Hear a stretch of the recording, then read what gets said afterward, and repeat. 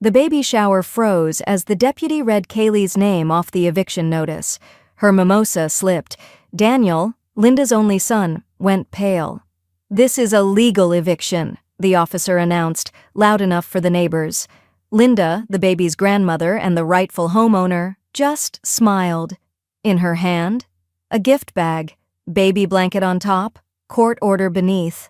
What could drive a mother to evict her own son and pregnant daughter-in-law in front of their guests? Wait, before we go any further, I gotta ask, where are you watching from? Drop it in the comments, and don't forget to subscribe. The yarn slid between Linda's fingers like water as her eyes lifted, heart caught between disbelief and something deeper, shame. Her son, Daniel, once a boy who used to run to her when his knees scraped the sidewalk, was now a grown man with his hand wrapped tightly around her wrist. He didn't raise his voice. It was low, sharp.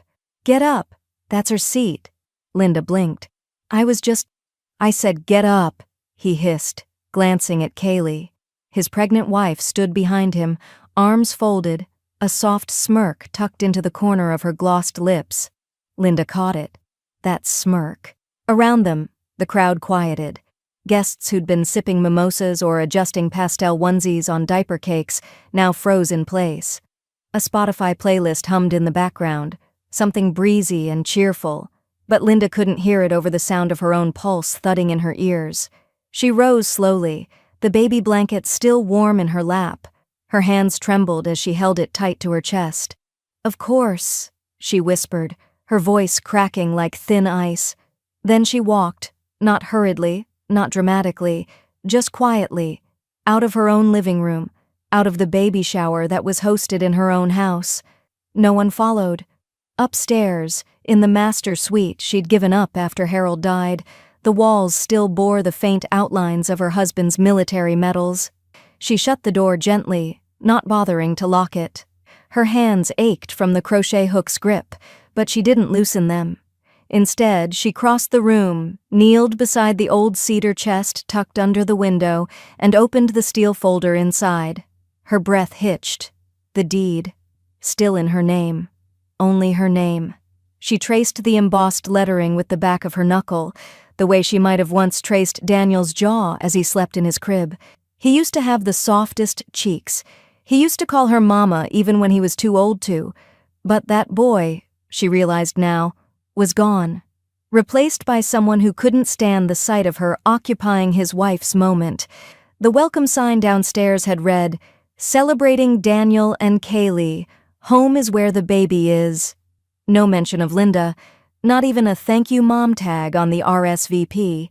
She'd made the spinach dip herself, stayed up until 2 a.m. decorating pastel napkin holders.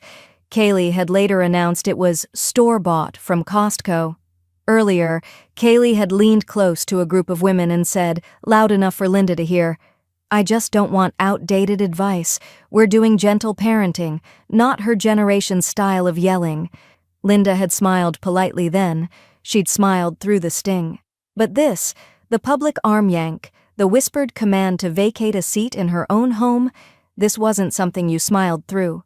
She sat on the edge of her bed now, the silence pressing in like snowfall.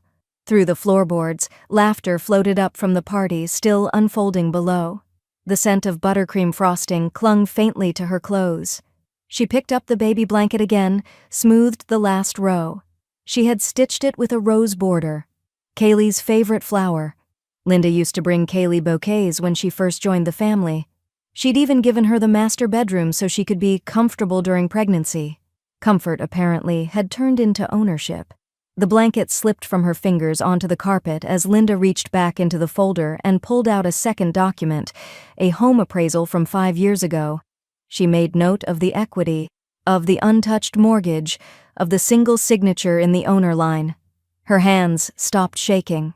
She folded the blanket, placed it neatly beside her, and opened the drawer of her nightstand. Inside, a ballpoint pen, her planner, and a faded business card. Reed Allen, estate law.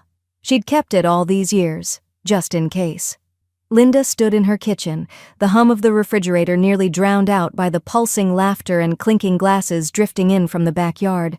The scent of frosted cupcakes and smoked pulled pork clung to the air, but her own plate sat untouched on the counter. She stirred her coffee, black with hands that didn't shake, though she suspected they should have. 30 minutes ago, her only son had grabbed her by the arm like she was furniture in the way. She didn't cry. Instead, she took a slow sip of her coffee and leaned against the counter, facing the sink. Her house, her faucet, her silence. No one came in to check on her, not Daniel, not Kaylee. The only sound that followed her was the echo of her own name left off the welcome sign, replaced with scripted calligraphy, "Welcome Baby Fields," hosted by Kaylee and Daniel. Linda glanced toward the hallway leading to the master bedroom, the one she'd given up 2 years ago when Daniel moved back after the funeral. "You two take the big room," she'd said back then, standing in her widow's dress, still smelling of lilies and antiseptic. "It's just me now. I won't need all that space." She hadn't even kept her husband's dresser, just one photo on the nightstand, just the memory. The last straw hadn't been the seat. Not really. It was everything leading up to it. Kaylee's voice trailing through the house, half joking with friends. "She's a little much, right? Always offering advice like it's 1952. And worse. She means well. But I just wish she'd stay out of the way." Linda opened Instagram, fingers steady. Kaylee had posted 4 stories. The balloon arch, the mimosa bar, the gifts stacked high. The caption under a wide shot of the living room made her freeze. "Our home is ready for baby boy and our nesting our home." Our home. She could almost hear her husband scoff. Earl used to joke that the drywall had their fingerprints sealed into it. He'd sanded the hallway trim himself, painted the baseboards in his old navy sweatshirt. They'd laid the tile in the kitchen over one exhausting 4th of July weekend, back when Daniel was 8 and eating freeze pops shirtless on the porch. Linda walked to the bookshelf and pulled down her old brown leather planner. It smelled like dust and peppermint. She flipped past old grocery lists, faded appointment reminders, until she found the name she'd written once before but never called. Reed Allen, estate attorney. She underlined it. That night, she opened her calendar app and added one event. Call Reed, 10 a.m., Monday. Then she deleted the alert. No reminders, no flags. This wasn't for attention. This was armor. Downstairs, she could still hear music. Someone yelled, "Don't forget the group photo." A burst of laughter followed. Her laugh used to be the loudest in the room. Now it wasn't missed. She padded down the hall, feet bare, the carpet cool beneath her soles. She passed the guest room, her room now, and opened the drawer beneath the bed. Inside was the fireproof folder she hadn't touched since the funeral. She traced her name on the deed again, this time like it was a promise. Then came the knock, firm 3 times, the kind of knock that carried anger just under the surface. She opened the door just a crack. Daniel stood there, red in the face, cheeks puffed like he'd been holding in the wrong words for too long. "Kaylee thinks you're trying to ruin her moment," he spat. "Apologize." Linda stood at the kitchen sink with yellow gloves up to her forearms, rinsing remnants of cake frosting from a porcelain platter she'd owned since her wedding registry. The laughter outside was thinner now, guests trickling out like confetti losing steam. From the corner of her eye, she saw Kaylee dump the half-full tray of her homemade spinach dip straight into the trash. No foil, no offer to keep it, just a quick toss and a nose wrinkle. "That tasted store-bought anyway," Kaylee said to a friend as she slid a Costco tub into the fridge. Linda's fingers tightened around the wet dish towel. The same dip had won a ribbon at the state fair in '96. She didn't say a word. Later, while taking out the recycling, Linda spotted something strange wedged between 2 cardboard boxes near the bin, ceramic shards glinting under porch light. She knelt and sifted through them carefully. Her favorite vase, pale blue, hand-painted with lilacs. She'd brought it back from a little artisan shop in Maine 20 years ago. Kaylee had told her last week it clashed with the nursery color scheme. Apparently, it clashed with the trash, too. Linda didn't pick up the pieces. She stood and walked back inside, her shoes crunching faintly against the scattered gravel. Upstairs, the guest room door, her door now, clicked shut behind her. She paused near the vent, where sound carried clean through the ductwork. Kaylee's voice drifted up from the living room below. "She'll need to move out once the baby comes. There's just not enough space, and honestly, it's not good energy." Daniel mumbled something in reply. Kaylee kept going. "We need our own rhythm, our own family." She had her time. Linda moved quietly to the fireproof box beneath her bed. She pulled out folders one by one, tax records, mortgage papers, utility bills in her name. Then came the deed, her name only, no amendments. She traced her signature, the date etched from 3 decades ago. The next morning, when the house was quiet and Kaylee had left for a prenatal yoga class, Linda took Daniel's old laptop out of storage. She powered it up, cleaned the dust from the screen with a dry paper towel, and opened a spreadsheet. One column after another, she entered assets. Appliances, heirlooms, furniture, jewelry, even the baby grand piano in the corner no one ever touched. Every entry mattered. Not because of the dollar value, but because no one else was counting. After lunch, she drove to the nearest Walmart and bought a $29 Ring camera disguised as a clock. She mounted it on her dresser, aimed toward the door and closet. One screw, one app setup, and it was done. By dusk, Linda was folding laundry when the doorbell rang. It was Mrs. Gray from 2 doors down, holding an envelope. "Here's the rent check, sweetheart," she said with a warm smile. "Kaylee said it's best if we pay you directly now that the suite's booked so often. You've done such a nice job with it." Linda froze. "I'm sorry, what?" "Oh, you didn't know?" Mrs. Gray blinked, uncomfortable now. "I thought, well, we've been using the guest suite through Airbnb for the past month. Said it was part of their parenting fund." Linda took the envelope without a word. Inside was a check for $640. Her name was on it. Not Kaylee's, not Daniel's. Heron back inside, she walked straight to her room, shut the door, and logged into her personal bank account. An account Daniel didn't know still existed. She endorsed the check, mobile deposit, confirmed. Then she closed the app, slow and steady, like someone laying the first brick in a wall. The deposit cleared. Linda smiled, just slightly. The money was hers, legally and quietly, and no one else even knew it was missing. The morning after the Airbnb check cleared, Linda sat at the kitchen table in her housecoat, cradling a chipped teacup. Steam curled from her chamomile like a breath she didn't have to explain. Kaylee sauntered in wearing a workout set that still had the tag on, humming to herself as she opened the fridge. "I've been looking into retirement homes," Linda said softly, not looking up from the tea. Her voice was calm, barely there, like it might disappear if the moment got too loud. Kaylee turned, eyes widening just enough to betray surprise. "Oh?" I thought. "I mean, you've been doing fine here."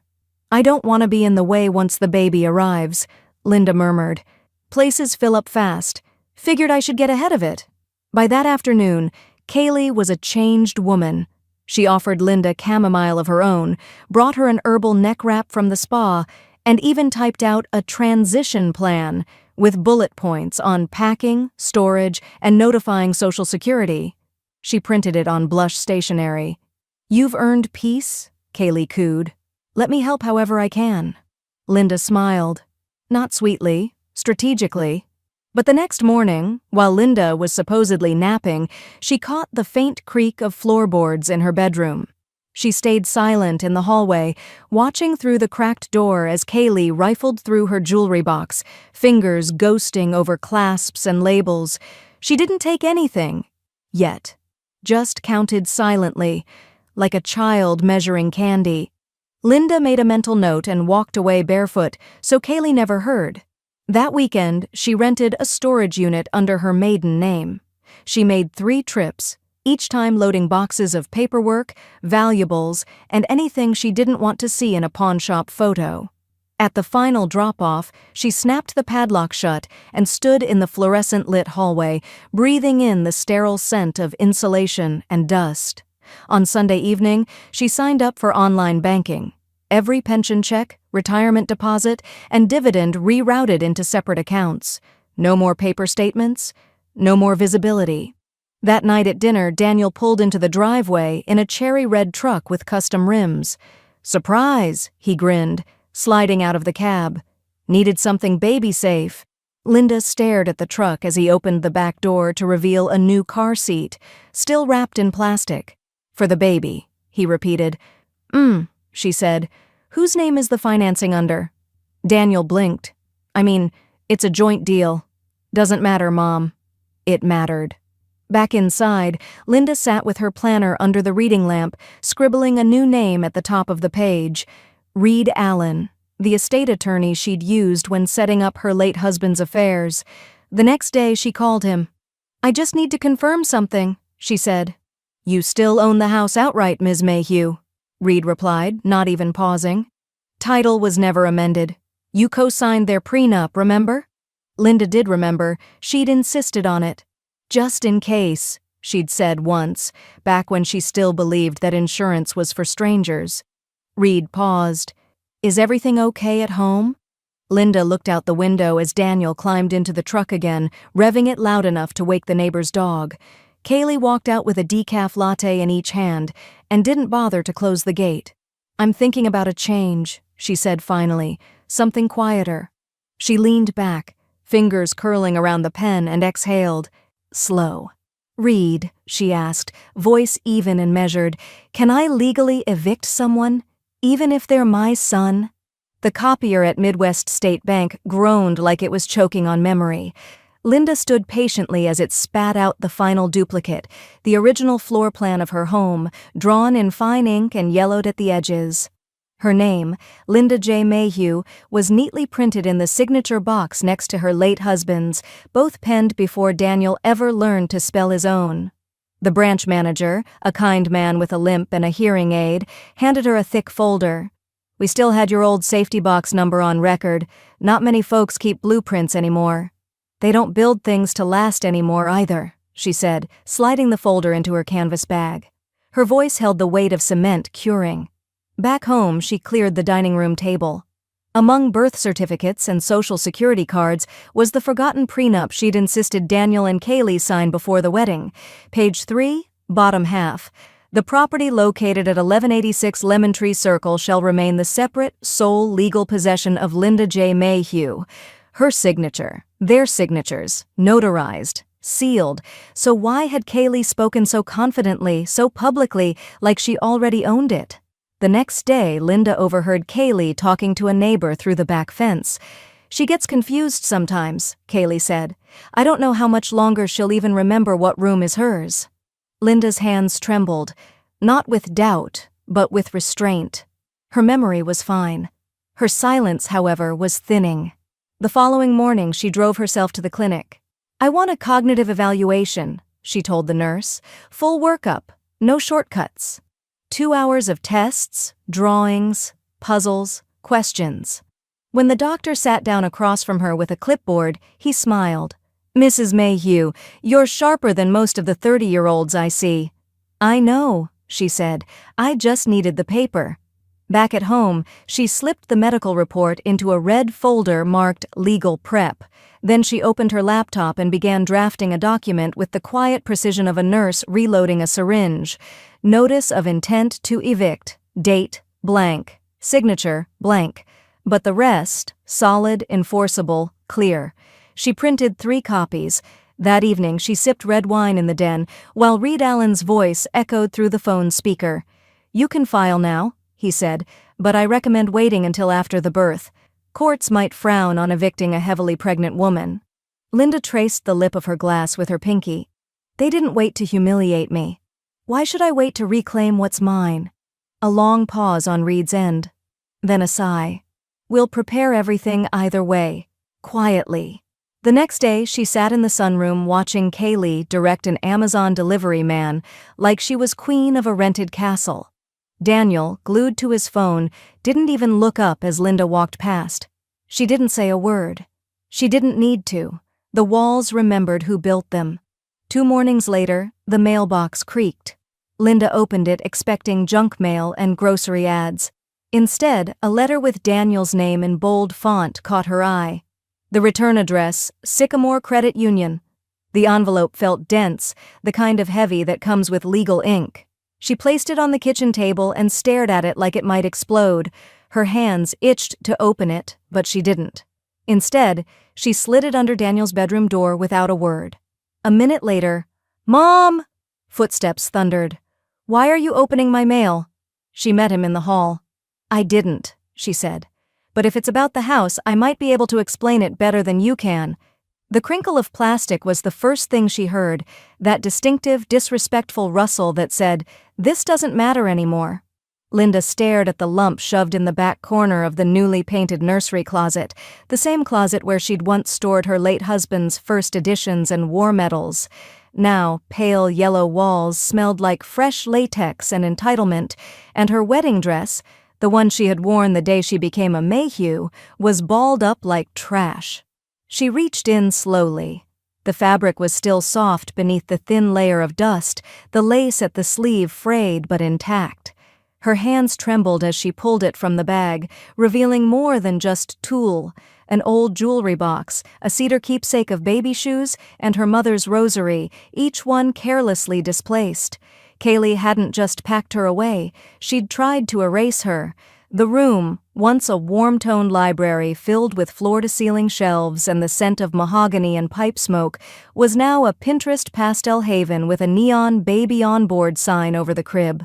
Linda's husband's recliner was gone, replaced by a rocking chair Kaylee had proudly announced came from an eco-boutique in Chicago.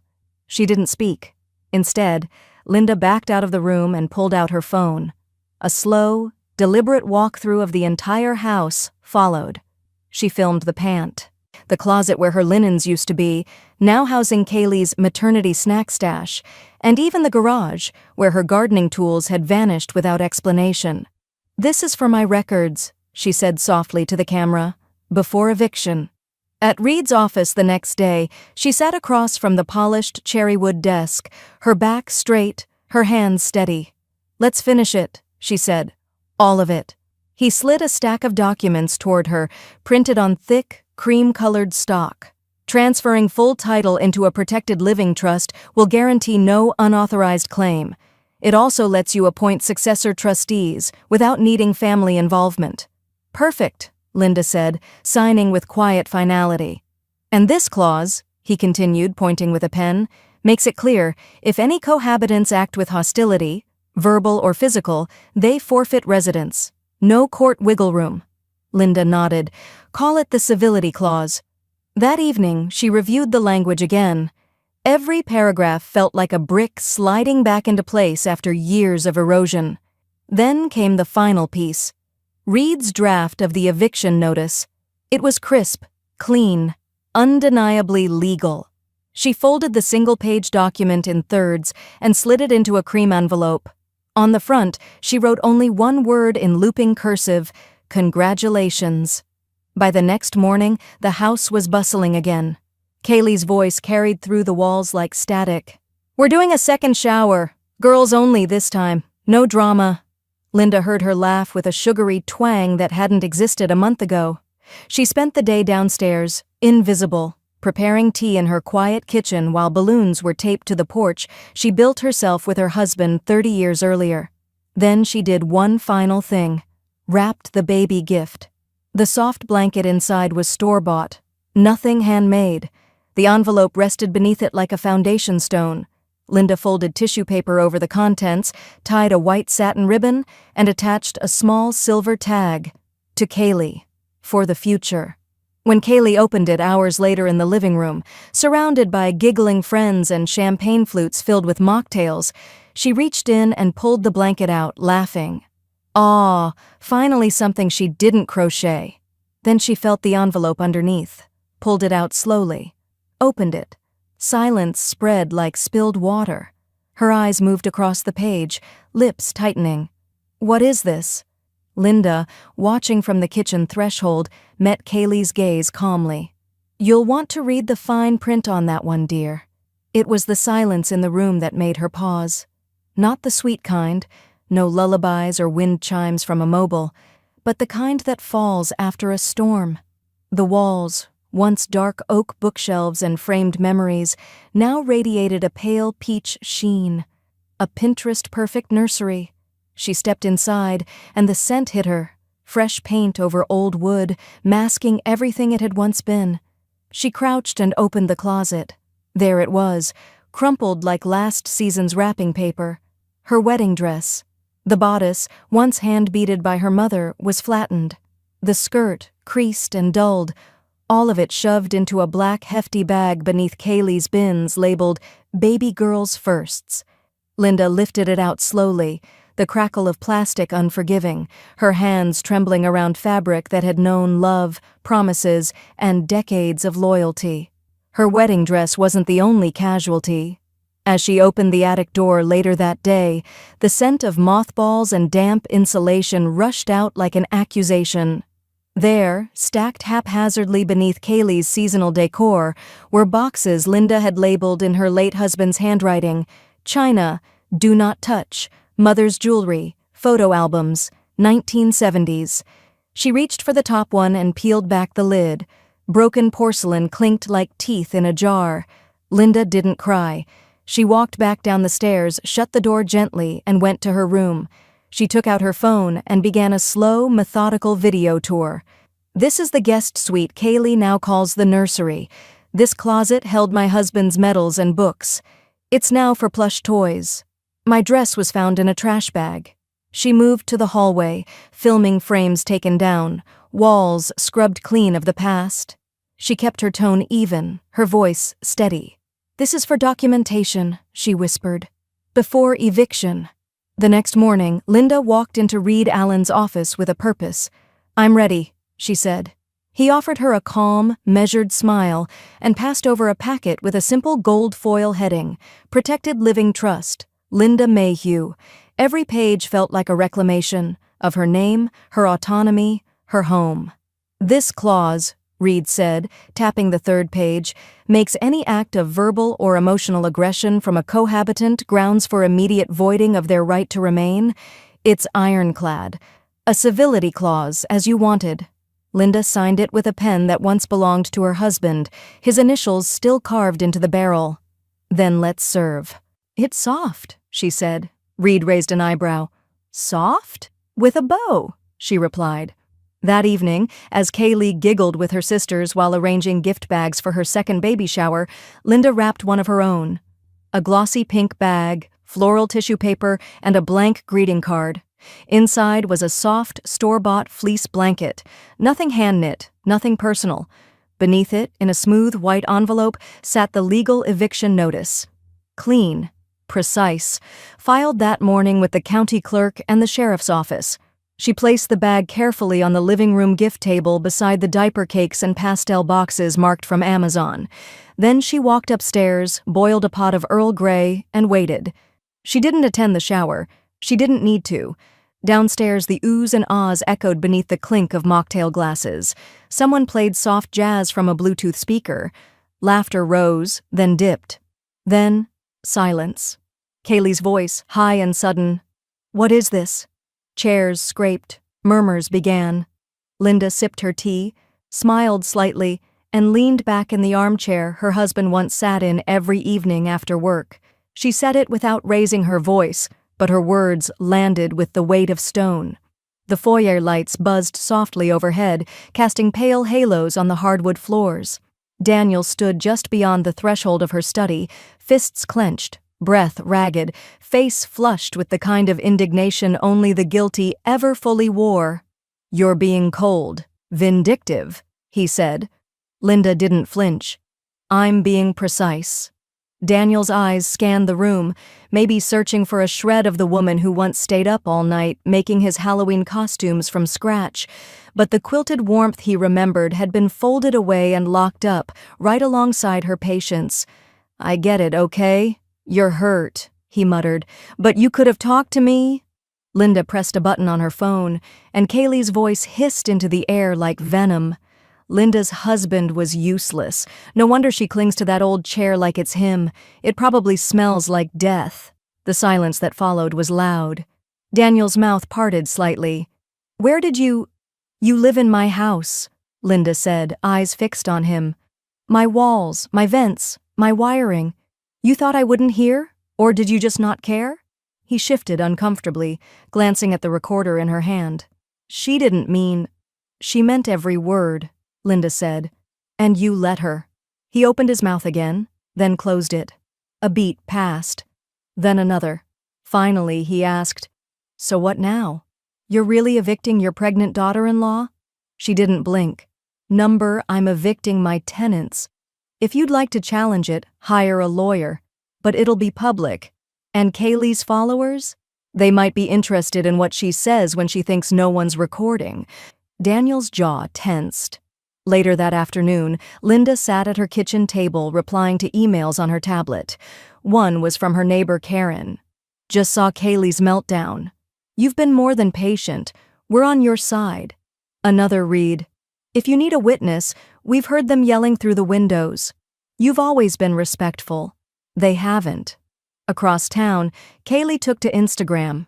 Her stories were cryptic, pale pink backgrounds, moody piano music, and captions like, Some people just can't let go of control. One post read, Toxic family doesn't get access just because they're blood. Linda recognized the aesthetic. It was the language of self-victimization wrapped in pastel filters. Still, the algorithm didn't favor her this time. Within hours, comments dried up. Kaylee's baby registry lost followers. A few petty influencers even reposted her stories with their own reactions. Imagine calling your MIL toxic while living in her house. Linda allowed herself one smirk before turning to the practicalities. She pulled open her notebook, flipped to the section marked contingency plans, and began calling local realtors about renting out the guest rooms short-term. If Daniel and Kaylee dragged this out, at least she'd have vetted tenants lined up. She snapped a few photos of the now vacant upstairs suite, her old master bedroom, and saved the listing as a draft. By dinner, Daniel returned. His voice was quieter this time. We just need a little more time. Linda stirred her soup slowly. 7 days, no more. You'd really do that? Put us on the street with a baby coming? Linda looked up. You already put me in the attic. He didn't reply, just turned and left, shoulders sagging under the weight of too late regrets. That night, a knock sounded at Linda's door. An officer stood on the porch, hat in hand. Ma'am, he said, a temporary restraining order's been filed. We'll need you to come with us for questioning. Kaylee had struck first, again. This time, legally. The knock came just after 9, hard and deliberate. Linda had just pulled her cardigan tighter around her shoulders and sunk into the living room recliner, with a cup of chamomile tea when she heard it, 3 firm raps against the front door. She rose slowly, heart pacing faster than her slippers across the hardwood. Through the peephole stood 2 officers in uniform, hands clasped in front of their utility belts, faces unreadable. Evening, ma'am, the taller one said. We're responding to a report filed earlier today regarding a potential domestic disturbance. Linda opened the door without flinching. Let me guess. Kaylee? The shorter officer's expression twitched. We're not here to make assumptions, just to ensure everyone's safety. May we come in? Linda gestured toward the foyer. Certainly, but you'll want to see some paperwork before we begin.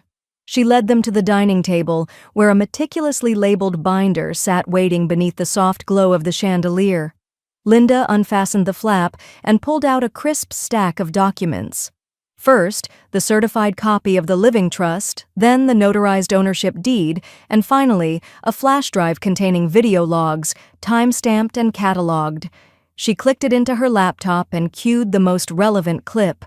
The video flickered to life, showing Linda standing in her bedroom, voice clear but weary.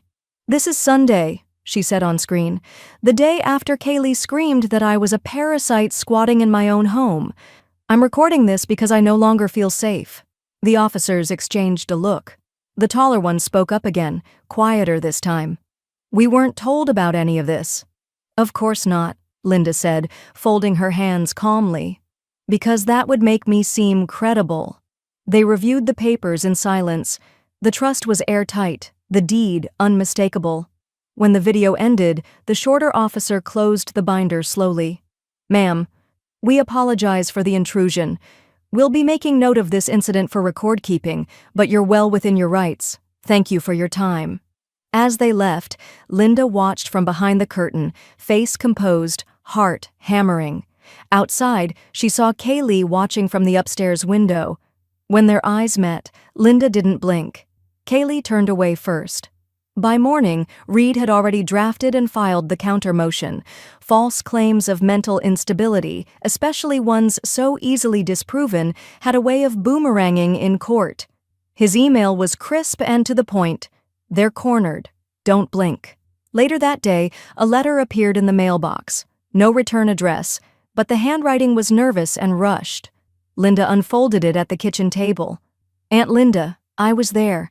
I saw what really happened. I'm sorry for not stepping in sooner. Kaylee's out of control. Emily." It wasn't much, but it was enough to remind her that not every silence was betrayal. Some were fear, some were survival. That night, Linda added a new ritual.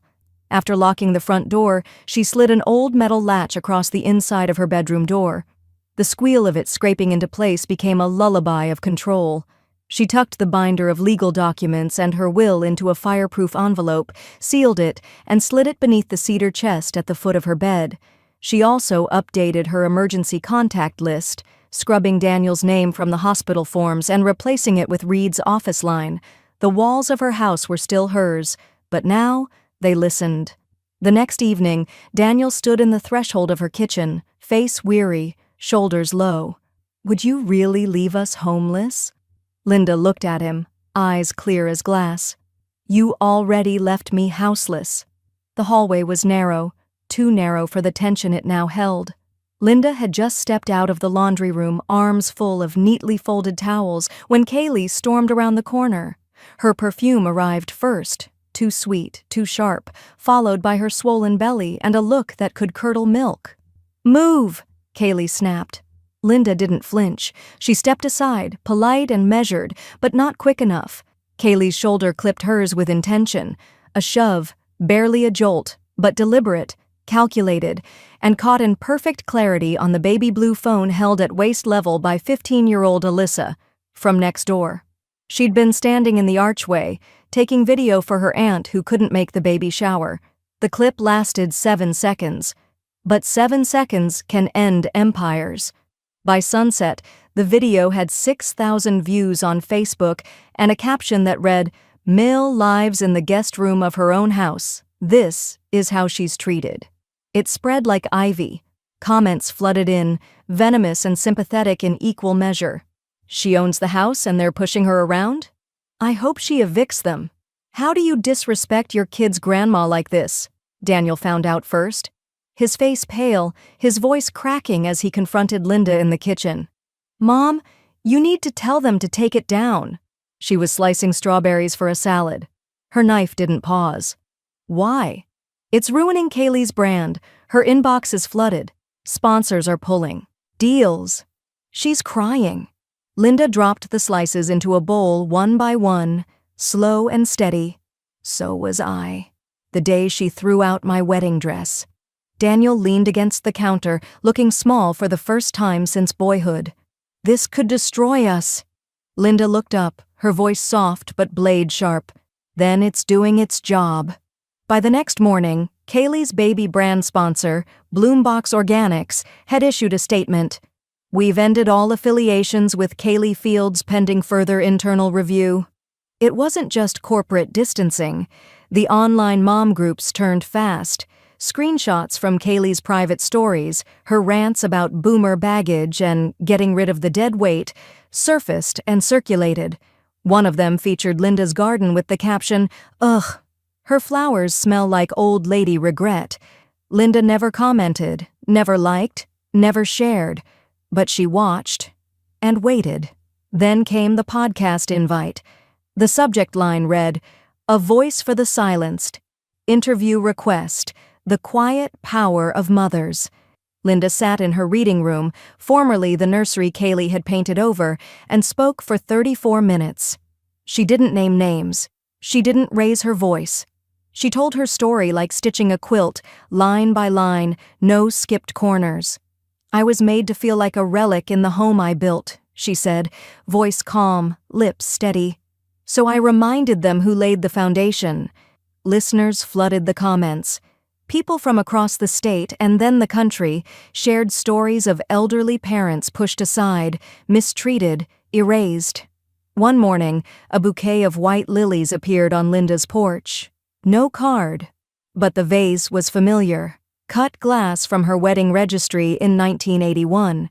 She'd last seen it in the guest room closet, which Kaylee had decluttered last month. She left it outside untouched, letting the sun do what it would. Reed called the next day. Kaylee's filed to contest the trust. Linda was quiet a beat. Then, of course she did. Reed paused. We're ready. Let her bring her best. She's walking into a buzzsaw. Linda made tea. Outside, Daniel cried in the driveway. The sobs weren't loud, just jagged gasps, like a boy who'd finally realized he wasn't welcome home. The blinds in the kitchen window were half closed. Linda stirred honey into her mug and watched him from behind the slats. He stood near the hydrangeas she planted last fall, shoulders hunched, hands open like prayer.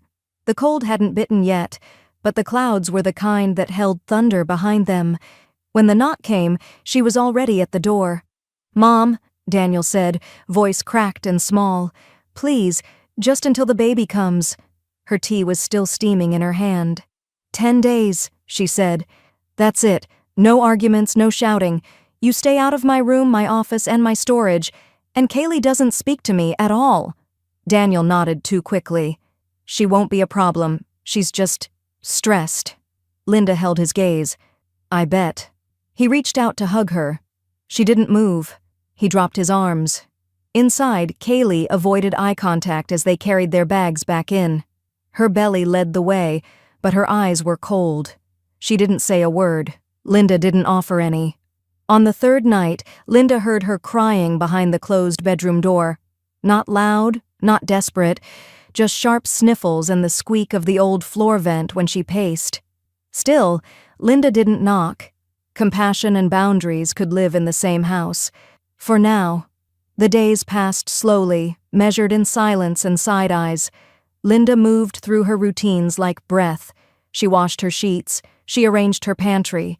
She took a photo of every room, every drawer, every shelf. On her phone, they filed neatly into a folder named Before They Go. She stayed out of their way but kept the camera rolling on her Ring app. It was mounted now outside her bedroom door. On day 5, she started assembling a memory book. Not of them, never of them, but of the house. Black and white photos of her husband sanding the stairs, a photo of the swing Daniel fell from at age 9, grinning through a chipped tooth. She left blank spaces where photos of Kaylee might have gone, pages as quiet as her anger. The locksmith arrived on a Tuesday. He was young, polite, wore thick gloves and a Notre Dame hoodie. He examined the back door's latch and the basement lock. Someone's tried to pop these, he said. Looks like with a flathead. I'll replace them. Linda nodded. Please make sure they don't match the old keys. That night she sat in her husband's recliner. The leather had cracked and the arms sagged, but it still carried his scent faintly, like aftershave and oak wood. She placed her palm on the armrest, closed her eyes and whispered, I'm almost done, sweetheart. One more storm, then sun. Thunder rumbled outside. Not loud, but promising. On day 10, she made cornbread. She didn't offer any. Kaylee spent the day scrolling furiously on her phone, her jaw tight, stomach low. Daniel wandered the yard like a man on house A. Arrest! The wind pushed at the window frames. Then Linda's phone rang. She stepped into the hallway, answered on speaker. Linda! Reed's voice was crisp. They missed the deadline. Eviction can be enforced now. You ready? Her eyes drifted to the living room. Daniel on the couch. Kaylee curled around her phone, the baby bump like a shield between her and the world. The yard looked like a magazine spread. Pastel balloons arched over the entryway. Welcome Baby Fields, stitched onto a wooden sign Kaylee probably paid someone else to burn by hand. A white tent shaded long folding tables lined with catered food, faux eucalyptus garlands, and gold plastic cutlery pretending to be formal. Linda hadn't been invited this time either. But that didn't matter. The house was still hers. She stepped out of the Uber, a woven gift bag dangling from one arm, the other resting lightly on the elbow of Reed Allen, whose charcoal suit made him look more pastor than attorney. Behind them, 2 sheriff's deputies followed silently, one with a clipboard tucked under his arm, the other already eyeing the property layout with professional disinterest. Inside the tent, laughter popped like champagne bubbles. Kaylee, wearing a dusty pink maternity gown and a flower crown, sat on the wicker peacock chair that once belonged in Linda's sunroom. Linda could smell lavender sachets and sugared cake as she walked up the brick path. Reed held the door open. Linda crossed the threshold. Conversation didn't so much die as it dropped, flat and sudden, like a broken violin string. Kaylee's jaw stiffened around a smile. "What are you doing here?" Linda reached into her bag and pulled out a thick, sealed envelope. "Delivering a gift, just like you asked." Reed handed the papers to the deputy, who cleared his throat and stepped forward.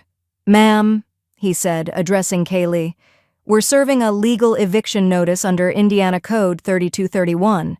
You were previously notified. The 10-day grace period has expired." Gasps, murmurs, forks clattering onto paper plates. Daniel stood by the buffet table, clutching a plate of sliders, his face frozen mid-chew. "You can't be serious!" Kaylee shrieked, rising too fast. The flower crown slipped sideways on her head. "This is harassment! You came to my baby shower with police?" "This is my home," Linda said evenly, "and you had your second chance." "Daniel!" Kaylee shouted. "Do something!" He looked between the sheriff and Reed, then to his mother. "Mom, please, let's talk privately." "No," she replied. "You forfeited privacy when you made me a tenant in my own house." A chair scraped loudly. One of Kaylee's friends grabbed her purse and left without a word. Another began quietly packing up gift bags. The entire event was unraveling like a loose hem. Kaylee's voice cracked as she lunged toward Linda. "You want to humiliate me while I'm pregnant in front of everyone?" Linda didn't flinch. "You humiliated me in this same room, remember?" Kaylee turned to the officers, breath heaving. "Get her out." The deputy calmly shook his head. "She owns the home. You're being lawfully evicted. Please begin making arrangements to leave. We'll be back in 48 hours to verify." The silence after that was different. Heavier. Linda moved to the sofa, plucked her crochet blanket from the armrest where Kaylee had tossed it aside earlier, and folded it gently against her chest. It still smelled faintly of cedar and mint from the sachets in her armoire. Outside, someone's phone dinged. A neighbor across the street had started filming. 5 minutes later, the video hit the Carmel Community Watch Facebook group under the caption, "The house always wins." Kaylee collapsed into the wicker chair, face buried in her hands. Linda stood tall, unmoving, unapologetic. "You'll die alone!" Kaylee screamed from behind her palms. Linda turned toward the door, looked back once and whispered, "Not before you leave." The rain came soft and unexpected that morning, misty, cold, clinging to everything. Linda sat in the bay window with a mug of chamomile, watching movers back a U-Haul into the driveway like it wasn't already soaked with months of venom and entitlement. One of the men adjusted his ball cap, glanced toward the front door, then back at the clipboard. They had no idea whose history they were lifting into boxes. Inside, Kaylee waddled from room to room, issuing instructions with clipped breaths and one hand pressed hard against her back. Her belly was taut, nearly bursting against her cardigan. Daniel hovered behind her like a confused usher, trying to keep things moving while pretending the tremor in his voice was just stress, not fear. Then it happened. From the hallway came the sudden clatter of something falling, an unopened box maybe, but Kaylee screamed, short, sharp. Water hit the hardwood floor in a thick splash, darker than the rain outside. "Mom!" Daniel's voice cracked as he darted toward the kitchen, where Linda stood. "Please, call 911. She's in labor." Linda blinked slowly, calm, still holding her tea. She pulled her phone from her sweater pocket, placed it in Daniel's palm, and said flatly, "You know how." The look in his eyes flickered, shame, confusion, rage, regret. But he took the phone. By the time the ambulance arrived, Kaylee was hunched in a kitchen chair, wheezing through contractions, surrounded by open boxes and a half-packed nursery mobile tangled in bubble wrap. The paramedics moved quickly. Daniel followed them out, one hand on Kaylee's shoulder, the other still holding Linda's phone. Linda didn't follow. She stood at the top of the porch steps and watched the ambulance roll away. The tailpipe rattled. Her son never looked back. Hours later, Linda stepped into the hospital lobby, alone, unnoticed, and perfectly unbothered. She carried a small parcel wrapped in brown paper, tied with white yarn. At the reception desk, she asked for a nurse. When the woman in blue scrubs approached, Linda smiled. "Would you please make sure this reaches room 204? Her voice was warm, but firm. The nurse took it without hesitation. "Sure thing, ma'am." Inside the box, the same crochet blanket, folded neatly, soft and powder blue, with tiny pearl buttons lining one edge. Nestled inside its folds, a single sheet of paper. The eviction notice, dated, notarized, final. Linda hadn't needed to include it, but she wanted it known. It wasn't forgotten. Kaylee's mother arrived an hour later, red-faced and tight-lipped, her voice loud enough to echo into the hallway outside the maternity ward. Linda passed her in silence. "That woman," Kaylee's mother spat under her breath, "threw them out while she's pregnant. Disgusting." Linda stopped, slowly turned. "No," she said. "They threw me out while I was still living." She walked away before a reply could fumble its way out of the woman's mouth. Later that night, Linda sat at her kitchen table, alone. No baby cries, no passive-aggressive footsteps in the hall, just the ticking clock and the scent of lemon oil from freshly wiped countertops. She opened her address book and drew a neat line through Daniel, emergency contact, then flipped the page, added a new name, Meredith Hill, primary contact in case of emergency. Her old friend from the local library, the one who'd dropped off soup and quiet encouragement when Linda's husband died, the one who never asked for anything back. Her phone buzzed. A message from Reed. "Contest to trust dismissed. Final judgment ruled in your favor. No further challenges permitted." Linda didn't smile. She just breathed, like she'd come up from under something heavy and sour that had sat on her chest for months. Her phone rang again. Unknown number. A young voice on the other end said, "Hi, this is Channel 6 News. We'd love to feature your story. The grandma who took the house back, how'd you do it?" The television was off. No arguing from the next room, no shoes tossed carelessly at the door, no perfume trails staining the air. Linda padded barefoot across the living room, soaking in the stillness. The walls no longer echoed with entitlement. Just her breath, just her pace. The nursery was first. She stood in the doorway and stared, her hand resting lightly on the frame. The pale yellow paint Kaylee had insisted on now looked ghostly under the soft daylight. Linda opened the closet slowly, revealing a row of empty hangers and a faint scent of talcum powder that hadn't come from her. She exhaled once, then rolled up her sleeves. By the weekend, the crib was gone. The baby decals peeled from the walls. In their place, 2 deep walnut bookshelves, her reading chair, reupholstered in navy, and her late husband's lamp, repaired with a new socket. She laid down a Persian rug that had lived in the attic for years and turned on a small vintage radio. Sinatra filled the room. She didn't need a nursery. She needed herself. On Mondays, she volunteered at the shelter just across the highway.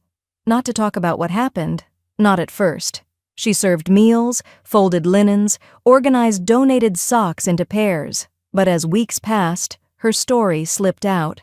In pieces. By the 3rd visit, 2 women sat next to her with tears in their eyes, nodding. By the 5th, one whispered, "My daughter did the same. Pushed me out once her boyfriend moved in." Word spread. Her podcast interview aired a week after that. Just 30 minutes of audio, her story, unfiltered. No vengeance in her voice, no rage, just the recounting of being erased inside her own home and what it took to take herself back. The producer called it radical grace. Linda called it survival. Emails flooded her inbox. "I thought it was just me. You gave me courage. I started packing today."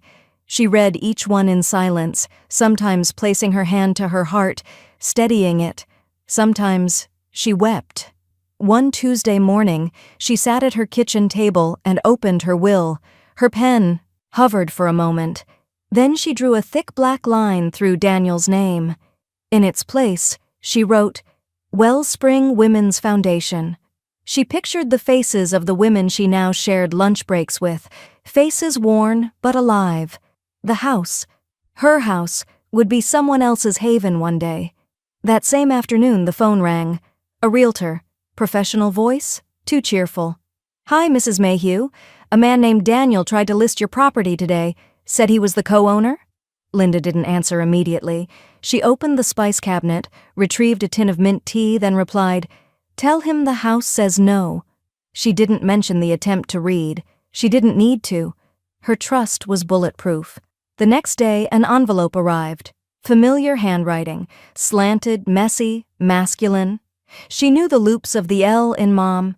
Daniel. It was light. Just a single sheet, maybe. She didn't open it. Instead, she walked it straight to the cabinet beneath the hallway lamp, where she stored things that didn't serve her anymore. Dead batteries, expired coupons. That envelope joined the pile. That night she scrolled social media. Out of curiosity, not longing, Kaylee had posted a selfie. Pale, tired, no baby in the shot. The caption read, She took everything. Linda stared at it for a moment, then whispered to the screen, No, sweetheart, I took back what was mine. She lit a lavender candle by the window, opened her leather-bound journal, and wrote in thick, confident strokes, Chapter 1. After them. Linda sat in the same armchair where her son had once yanked her arm, the afternoon sun streaking through the lace curtains, softening the memory but never erasing it. The crocheted baby blanket, the very one she had held that day, was now folded neatly on the side table. No longer a symbol of peace offered, now a line drawn. The house was quiet, but lived in, not haunted anymore. Footsteps echoed lightly from the guest room upstairs, the soft shuffle of new residents finding their rhythm. 2 young women from the shelter, one barely 20, the other with a toddler who never stopped humming. They called her Ms. Linda, said it like it meant something, like it carried weight, and to them, maybe it did. One evening, as they folded laundry together on the back porch, the older one, Bree, picked up a skein of yarn from a basket near Linda's rocking chair. Is this how you start? She asked, holding the hook like it might break. Linda smiled, settled beside her and took her hands gently. That's how you start anything, she said. You just loop once, then again, then again. Her voice caught, not with sorrow but awe. She realized she wasn't just teaching stitches, she was weaving something back together. The next day she found a small package on her porch. No knock, no note. Just the wind shifting slightly as she opened the door. Inside, a picture frame. Worn wood. Cheap glass. A photo from years ago, her and Daniel, his hand clutching hers at the state fair, cotton candy on both their cheeks. She touched the image but didn't cry. She set the frame on her bookshelf. Not in the center. Off to the side. Not forgotten, just no longer front and center.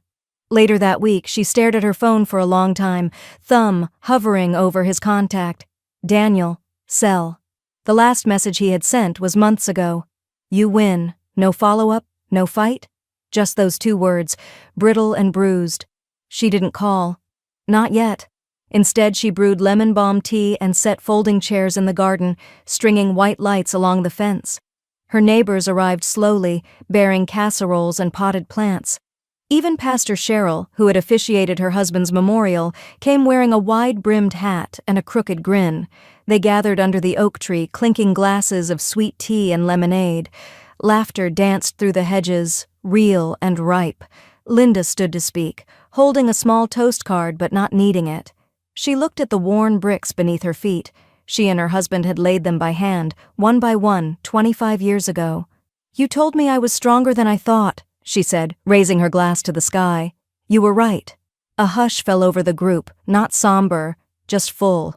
Full of memory, of time, of the kind of grief that doesn't ache anymore. It hums. The sun dipped low, plates were cleared, dishes rinsed, guests departed with hugs that lingered a second too long. Linda was halfway to blowing out the candles when it happened. The doorbell rang. She wiped her hands on her apron, walked to the door, and opened it. Daniel stood there. In his arms. The baby. Daniel stood on the porch, the baby wrapped in a sunflower yellow swaddle that didn't look warm enough for spring wind. His eyes flicked from her face to the welcome mat and back again. The same mat he used to jump on as a boy, pretending it was lava. "Can I come in?" he asked, voice lower than she remembered, like gravel that had been rained on. Lind didn't answer at first. She looked at the baby, round cheeks, button nose, peacefully asleep, then back at her son. She stepped aside. No hug, no fanfare, just a quiet gesture and the door swinging wide. They moved into the living room like strangers in a museum. Daniel sat on the edge of the couch, careful not to disturb the child. Linda took her armchair, her chair, and settled in without a word. The blanket draped over the back still smelled faintly of lavender. Outside, a wind chime murmured against the breeze. The silence wasn't cruel. It was earned. "I can't undo what I let happen," Daniel said finally. Linda let that hang. The clock ticked once. Twice. "I know," she said. Her voice was steady. "But you can leave something better for her." Daniel's eyes dropped to the baby, then rose slowly to meet hers. "She deserves better." Linda didn't nod, didn't soothe. She wasn't here to pat his guilt or feed it cookies. She had been dragged through shame, silence, and slander in her own home. And now she sat in that same home, returned, restored, unbothered. She didn't ask to hold the baby. She didn't even lean forward. "You'll want this," she said, reaching for a small envelope tucked into her side table drawer. He took it, hesitated. Inside, a notarized copy of her trust document. His name, still missing. Daniel read the top lines, fingers tightening around the edges. "I understand," he said. A pause. "Too late, but I do." Linda exhaled, a slow, deliberate breath, as if letting out every unspoken word she'd ever swallowed. The baby stirred. Neither of them moved. "I used to think," Daniel started, then stopped. He looked around the room, the bookshelf filled with family albums, the coffee mug that still read "World's Best Mom" in chipped paint. "I used to think you'd always forgive me." "I did," she said. "Too many times." His mouth parted slightly, then closed again. "Kaylee and I," he began, but she held up a hand. Not cruelly, just enough to say, "That's not why you're here." He understood. This wasn't about Kaylee anymore. It never really had been. Linda stood, walked to the window, pulled the curtain back just enough to let golden light fill the room. It kissed the hardwood, the old piano, the top of the baby's head. "You ever think the house remembers?" she asked softly. Daniel looked around. "I do," he said. She turned back to him. "Then remember this. The next time someone tells you to choose a seat..." She waited.